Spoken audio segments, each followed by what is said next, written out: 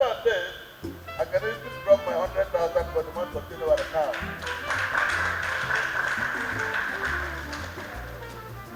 That is one. I know that you have the time has gone by this, and I don't want to take much of your time. Let's go quickly to my welcome address. Addressed by the Amaya number of people continue King, Kingdom, Old Port Government, participants of the Development Congress, gentlemen of the night, distinguished ladies and gentlemen. Welcome to the Congress of Government. It is with my immense pride and joy that I stand before you as the king of Wakirike, the epicenter of Wakirike unity. The epicenter of Wakirike unity because it is only in the Wakirike kingdom that you have your Kuluma man having a house on his own and use. It is only in the Wakirike kingdom you have the Sakama, you have the Kukuman, you have the Kerekatan, you have the Kodi, you have the Kutu, you have all the parts of Africa that own house here and doing the same thing as an Africa man with Africa culture. Whatever thing we do here is in agreement with the culture of Wakirike, so to say. So here is where the peace of the Africa man, the unity of the Africa man is here. So continue.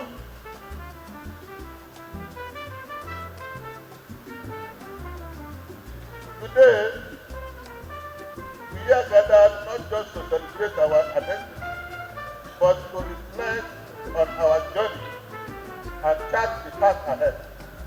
The WNC is set up as a beacon of unity, strength, and resilience. Each of you embodies our ancestors' spirit.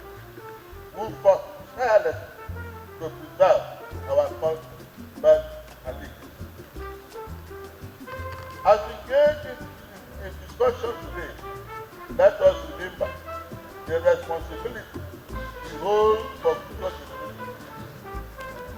Our decision today will shape the world they inherit. We must work hand in hand, irrespective of our differences, to foster understanding and collaboration among our community. Together, we can harness our collective wisdom to propel our society forward. This Congress is not merely a platform for dialogue. It is an opportunity to ignite ideas, provide solutions, and reinforce our commitment to progress. I encourage each of you to share your insights openly and fearlessly. Let us embrace innovation while remaining grounded in our strategy.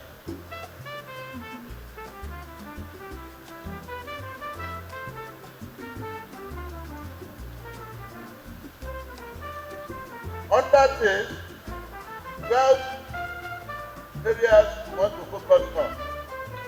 The power of unity. Today we live in an age where challenges seem to multiply by the day. Economic uncertainty, environmental degradation, social inequality, and disconnection among ourselves. Yet, here lies our greatest strength, unity. We become an unstoppable force for good when we come together, regardless of our background, beliefs, or experiences. We are stronger when we work together and can overcome any obstacle. This power of unity is the bedrock of development that will make these people to feel that they love themselves. And without love, you cannot go anywhere. So sometimes you would work tirelessly to infuse that needed love to bring a man one. It is only that love that will bring us together. Or in education. Education is the cornerstone of a progressive society. Let us advocate for quality education that not only informs but inspires. We must ensure that every child, regardless of his circumstance, has access to educational resources and opportunities that can empower him to achieve.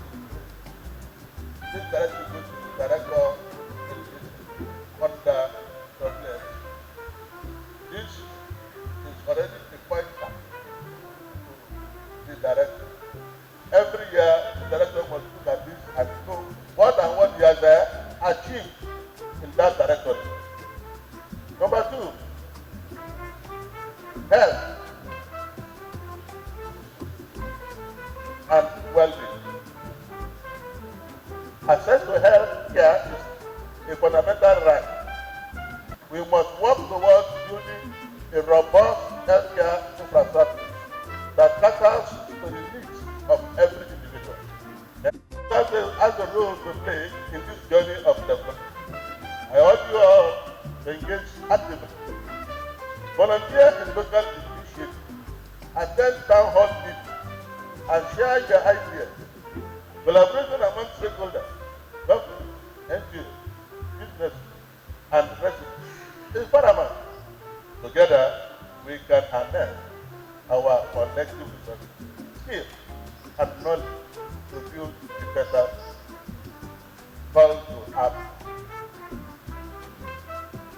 As we live today, I implore each one of you to think about how you can contribute to our shared mission. Ask yourself, what are the unique gifts and talents I can offer to my community? How can I inspire others to join in this journey? No act of kindness is small. Every effort contributes to the larger tapestry of our community's development. In close, I wish to express my heartfelt to each of you for your unwavering dedication to the government. Together, let us foster a future marked by harmony, prosperity, and pride in our shared identity. Thank you, and let the Congress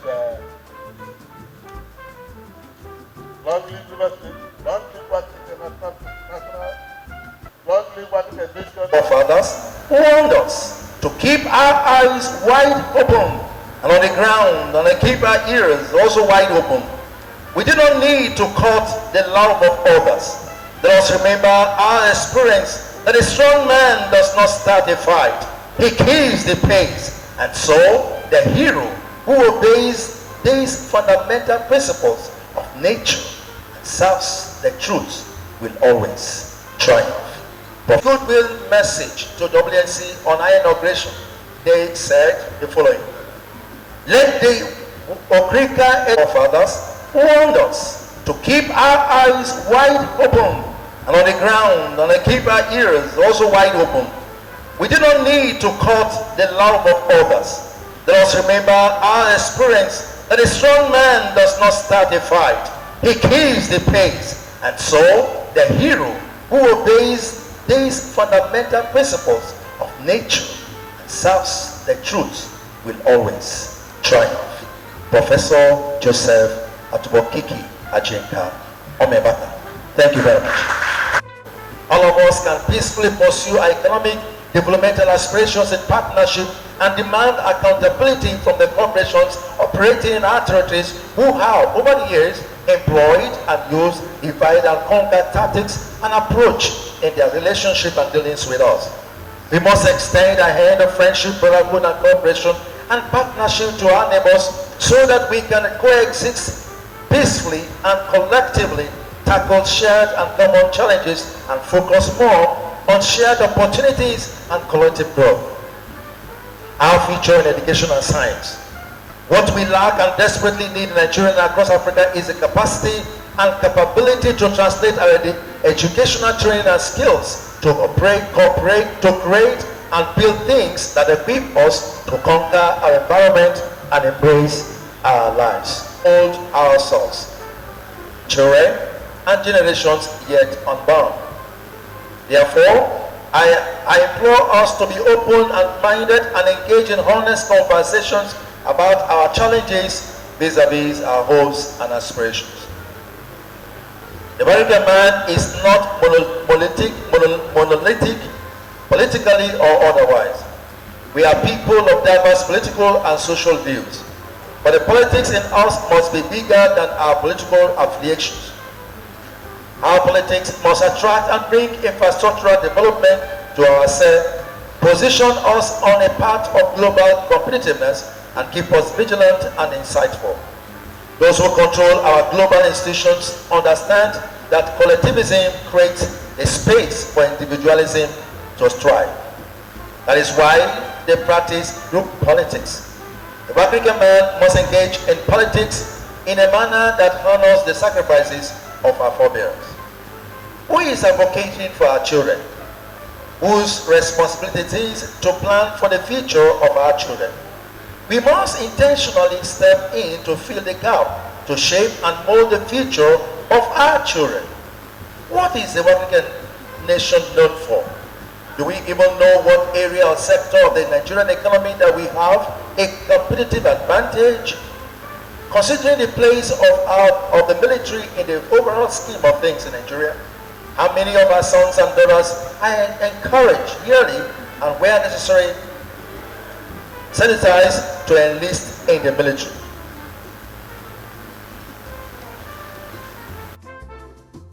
Benefits from our God-given resources.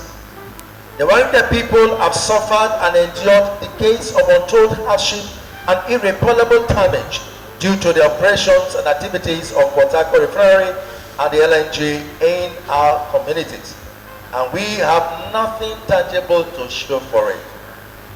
Money has 24/7 electricity we have now. This is against the backdrop that the resource gas is piped from Alakiri, a Wakirike territory, to Bonny. Why does Bonny have 24/7 electricity and we do not have? Why does LNG provide 24/7 electricity for Bonny and we do not get anything from LNG? Who is going to ask those questions on behalf of Wakirike nation? The Wakirike Refinery has been operating and sitting on a land partly owned by Wakirike people for almost 60 years and with more than 70% of its assets, such as the pipelines that crisscross our communities, including the jetty where crude oil was first shipped out of Nigeria. Its activities have left a trail of unbearable stench, caused pollution of both air and waterways, health hazards, and have essentially destroyed the ecosystem in our communities like Wakirike and Okochiri. We have been denied the use of our creeks and other waterways for our daily survival in these years, and yet we don't deserve to be given constant electricity by the refinery or LNG. How do we keep a straight face and explain this to our children? It is unacceptable and must be reversed immediately. Both the Wakirike Refinery and LNG in Bonny generate enough power beyond what they need to run their daily operations.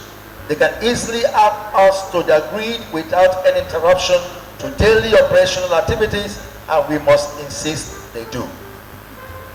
It is part of their corporate social responsibilities to their host communities. Our communities are host communities, and so we should be treated with deference and appreciation for our age-long sacrifices and contributions to the Nigerian and global economy. Why was Wakirike taken out of the name of the refinery? We must insist that the name be changed back to Wakirike Eleme Refinery. We cannot overstate the importance of constant electricity and the need for us to fight for it as if our very existence depends on it, which, by the way, is not a hyperbole. Our future depends on constant electricity. We can and should demand for it. How many of Wakirike sons and daughters are employed by Port Harcourt Refinery and at LNG? Do we have an employment quota at both companies? If not, why not? How many of our people? We must intentionally step in to fill the gap, to shape and mold the future of our children. Carve out a niche for ourselves in the Nigerian economy and leverage what area or sector of the Nigerian economy where we have comparative advantage. And where necessary, incentivize them to enlist in the military. Food security and national interest. With a projected population of 400 million by 2050, some of us are still going to be around 30 years from now. One can only imagine the scramble for food in Nigeria in the coming years. We must make concerted efforts to move the